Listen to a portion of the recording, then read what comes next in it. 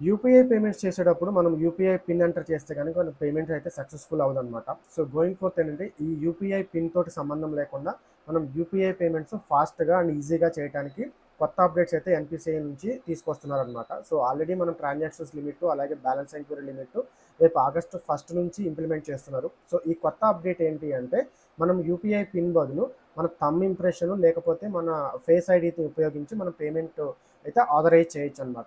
So మనకి దీంట్లో ఏంటంటే యూపీఐ పేమెంట్కి సంబంధించి బయోమెట్రిక్ అనేది ఎనేబుల్ చేస్తున్నారు. ఈ ఎనేబుల్ చేయటం వల్ల మనకు ఫోన్కి ఏదైతే మనం ఫింగర్ ప్రింట్ లేదా ఫేస్ ఐడి అయితే మనం ఇస్తామో సో అవి రెండింటిని రికగ్నైజ్ చేసి పేమెంట్ అయితే సక్సెస్ఫుల్గా మనకి ఆథరైజ్ చేస్తుంది. అంటే ఎటువంటి పిన్ అయితే మనం చేయాల్సిన అవసరం లేదు. మీకు ఏదైనా ఫింగర్ ప్రింట్లో కానీ లేకపోతే ఫేస్ ఐడిలో ప్రాబ్లం ఉన్నట్టు మళ్ళీ మీకు పాస్వర్డ్ ఆప్షన్ కూడా అడుగుతుంది అనమాట. ఈ చేంజెస్ అయితే ఇంకా తీసుకురాలేదు.